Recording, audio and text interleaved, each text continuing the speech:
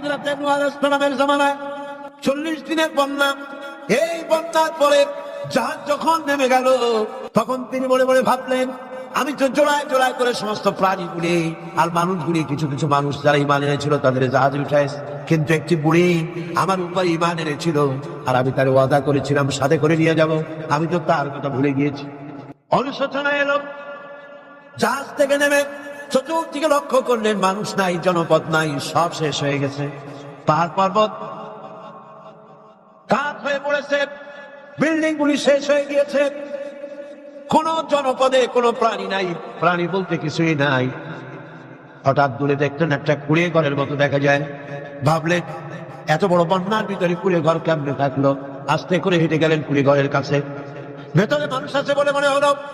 বাইরের থেকে প্রশ্ন করলেন, ভিতরে কে? জবাব এলো, আমি এই ঘরের মালিক, আমি এক বুড়ি বিধবা এক মহিলা। আপনি কে? তিনি বললেন, আমি হচ্ছি এই জামানার পয়গম্বর হযরতে নূহ আলাইহিস সালাম। বুড়ি বলছেন, আমারও ধারণা তাই। আপনি আমাকে ওয়াদা করেছিলেন বন্যা হলে পরে, বন্যার আভাস যখন আপনি পাবেন, আমাকে আপনি সাথে করে জাহাজে উঠায় দিয়ে দিবেন। আমার মনে হয় বন্যা কবে হবে সেই খবর দেওয়ার জন্য আপনি এসেছেন। হযরতে নূহ আলাইহিস সালাম সিজদা করে কাঁদতে লাগলেন, বললেন, রব্বুল আলামিন, তোমার কুদরত বোঝার ক্ষমতা আমার নাই। 40 দিন পর্যন্ত পানির ভিতরে মানুষ কেমনে জীবিত রইল? আল্লাহ পাক শোনালেন, নূরে বিপদ যখন এলো, তুমি তোমার উম্মতকে ভুলে যেতে পেরেছো, ভুলে গিয়েছো, কিন্তু আমি রব্বুল আলামিন রহমানুর রহিম, আমি আমার বান্দিরে ভুলি নাই। পানির স্রষ্টা আল্লাহ, পানির ভিতরে তিনি বাঁচাতে পারেন, আবার তিনি আগুনের ভিতরে বাঁচাতে পারেন, সবকিছু করতে পারেন, সমস্ত ক্ষমতা আল্লাহ পাকের। গভীর রাত্রে হযরত ফাতিমা রাদিয়াল্লাহু তাআলা আনহা ইন্তেকাল করলেন।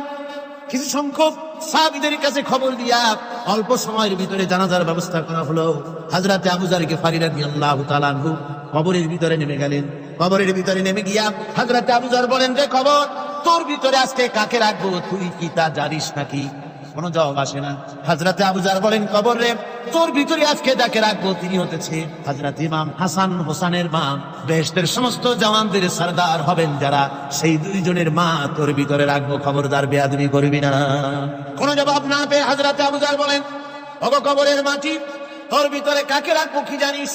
আসাদুল্লাহিল গালিব, দুনিয়ার সমস্ত কাফেরদের বিরুদ্ধে আল্লাহ রাব্বুল আলামিন যাকে বাঘ বানিয়ে পাঠালেন, সেই হযরতে আলী, তার স্ত্রী রেখে যাব, খবরদার বেয়াদবি করবি না।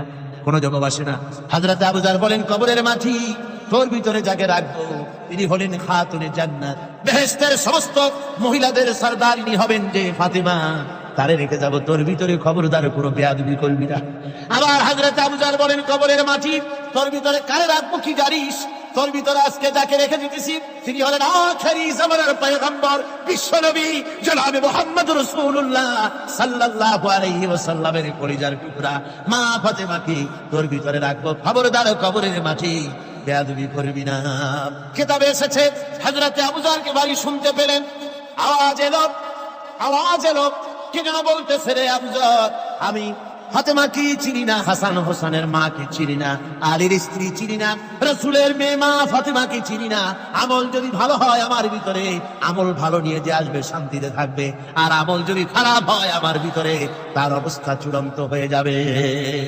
আমার ভাইরা, আমার বন্ধুগণ, আমলের উপরে ভিত্তি করে কিয়ামতের দিন নাজাত হবে।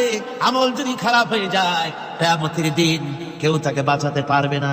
এই জন্য কিয়ামতের ময়দানে, হাসরের দিনে আল্লাহর হাবিব জনাবে মুহাম্মদ রাসূলুল্লাহ সাল্লাল্লাহু আলাইহি ওয়াসাল্লাম সিজদায় পড়ে কাঁদতে থাকবেন। আল্লাহ রাব্বুল আলামিন বলেন, হাবিব রে, আপনি কাঁদেন কেন?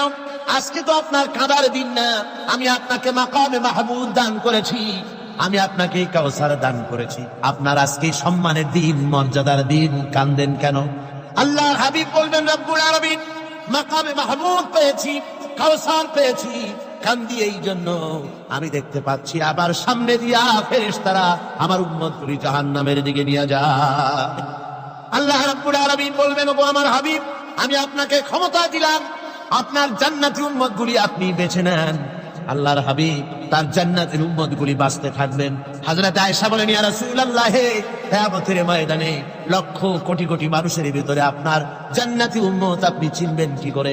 হুজুর বলেন, আয়েশা, কোন একটি ঘোড়ার কপাল যদি থাকে সাদা, এই সাদা কপালওয়ালা ঘোড়াটা যদি অসংখ্য ঘোড়ার ভিতরে যদি হারিয়ে যায়, তাহলে সাদা কপালওয়ালা ঘোড়ার মালিক তার ঘোড়াকে পাবে কিনা বলো?